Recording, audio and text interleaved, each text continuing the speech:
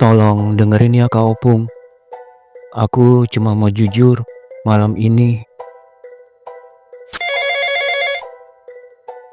Kak Opung, ada satu masa dalam hidupku yang kalau aku ingat sekarang, dadaku masih terasa sempit. Bukan karena sakit, tapi karena aku sadar aku hampir kehilangan diriku sendiri di kamar kos sempit itu. Dan anehnya, semua itu berawal dari satu hal sepele, sebuah gunting. Namaku Alif, umurku 25 tahun sekarang. 3 tahun lalu, aku masih jadi karyawan Indomaret dengan jadwal kerja yang kadang bikin hari terasa lebih panjang dari seharusnya. Pagi berangkat gelap, pulang kadang langit sudah dingin. Karena rumah orang tuaku jauh, jadi aku memutuskan ngekos yang lokasinya dekat dengan tempatku kerja. Aku tinggal di rumah kos Pak Haji. Kami semua anak kos memanggilnya dengan sebutan itu. Alasannya lucu, karena kami suka lupa dengan namanya. Bangunan kos itu sederhana, 2 lantai. Catnya ada yang sudah kusam, tapi bersih. Pak Haji sendiri tinggal tak jauh dari tempat kos itu bersama keluarganya. Beliau hanya datang untuk menagih uang kos setiap bulan. Di rumah kos itu ada sekitar 20 kamar. Lorongnya panjang.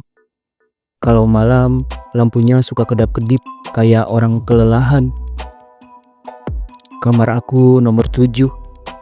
Kecil, tapi cukup. Yang penting dekat dengan tempat kerja.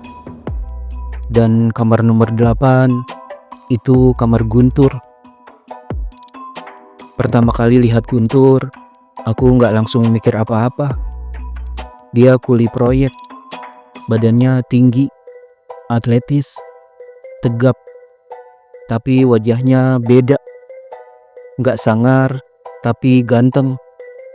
Tatapannya malah tenang, kayak orang yang kalau duduk, ruangan jadi lebih adem. Biasanya kuli proyek yang aku lihat kulitnya gelap, badannya keras, mukanya garang. Tapi Guntur enggak. Kulitnya sawo matang, bersih. Senyumnya jarang, tapi kalau senyumnya udah keluar, terlihat manis dan bikin orang pingin denger ceritanya.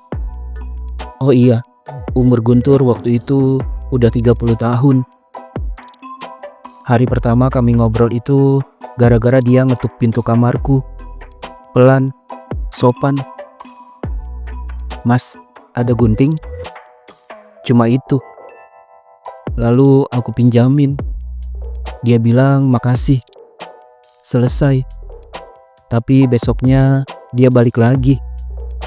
Pinjam pulpen. Lusa pinjam charger. Entah kenapa aku gak pernah keberatan.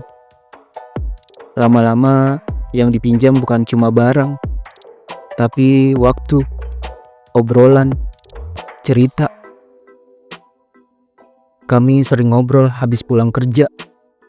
Kadang di kamarku, kadang juga di kamarnya. Bahas hal sepele, kerjaan, cuaca, harga barang yang lagi naik, hidup yang rasanya gitu-gitu aja. Yang jelas, kami seperti tak pernah kehabisan bahan buat ngobrol. Sampai suatu malam, aku ke kamarnya, dan segalanya mulai berubah. Kipas angin di kamarnya rusak. Udara terasa pengap. Guntur kelihatan gelisah. Keringat di pelipisnya turun pelan. "Panas banget ya," katanya. Lalu dia buka bajunya. "Kak Opung, aku gak siap. Bukan karena aku gak pernah lihat badan laki-laki, tapi karena badan Guntur terasa seperti pukulan pelan yang tepat sasaran. Perutnya rata, keras, ada garis-garis jelas. Bukan cuma 6, ada 8. Rapi, nyata. kayak hasil kerja keras, bukan pamer. Aku menelan ludah. Jantungku berdetak lebih cepat dari biasanya. Dan itu bikin aku panik.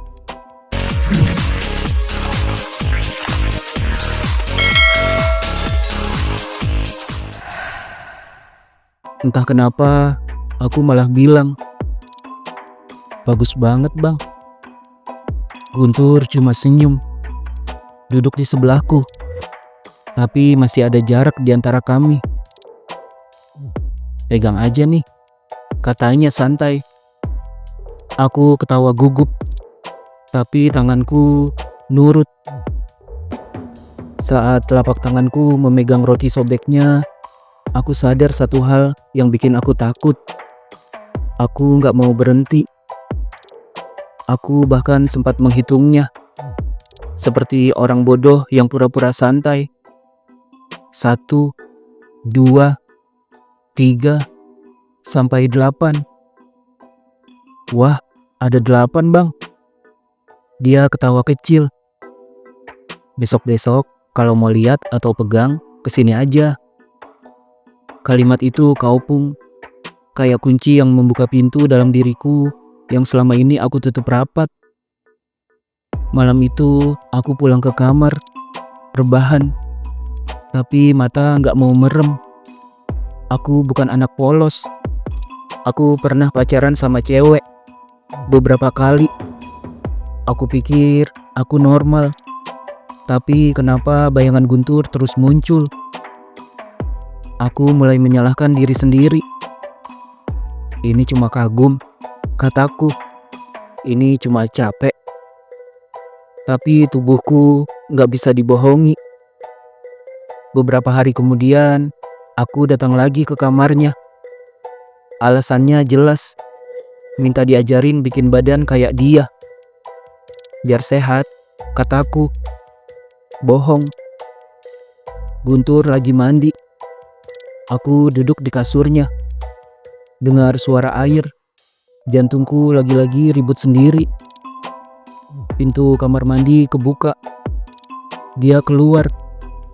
Cuma pakai handuk. Aku menunduk.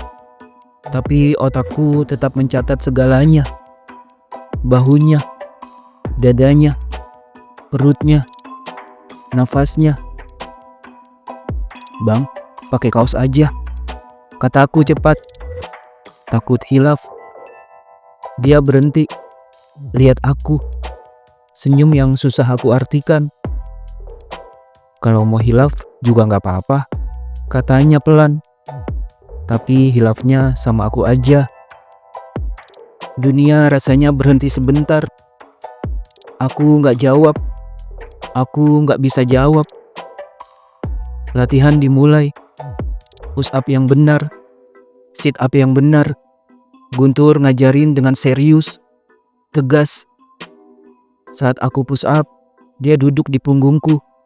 "Biar kuat," katanya. Aku nurut. Nafasku berat, bukan karena capek, tapi karena pikiran. Sejak itu kaupung, aku berubah. Aku nunggu dia pulang. Aku cari alasan ke kamarnya. Aku hidup di dua dunia, yang aku tunjukkan ke orang lain dan yang aku sembunyikan sendirian. Aku takut sama diriku sendiri. Takut kalau ini ketahuan.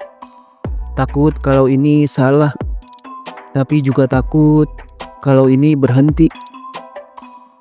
Aku sadar kaopung, bukan Guntur yang bikin aku goyah, tapi kejujuranku sendiri yang selama ini aku tekan. Aku gak tahu apa Guntur benar-benar merasa sama, atau cuma bercanda, atau cuma nyaman. Yang aku tahu, malam-malam di kos itu mengubah caraku melihat diriku sendiri. Dan sampai hari ini, aku masih bertanya, kalau waktu bisa diputar ulang, apa aku akan tetap buka pintu itu? Atau membiarkannya terkunci selamanya? Kaupung, cerita ini belum selesai, karena hidup jarang memberi jawaban cepat. Itulah kisah hidup yang diceritakan oleh anak kos tampan bernama Alif. Kadang perasaan datang bukan untuk dimiliki, tapi untuk dipahami.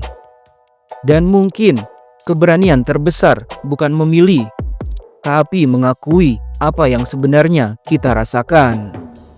Kalau kamu yang dengar cerita ini merasa pernah berada di posisi Alif, apa yang akan kamu lakukan? Tulis pendapatmu di kolom komentar.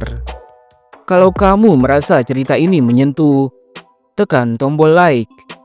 Dan jangan lupa subscribe. Karena kisah Alif dan Guntur belum benar-benar berakhir.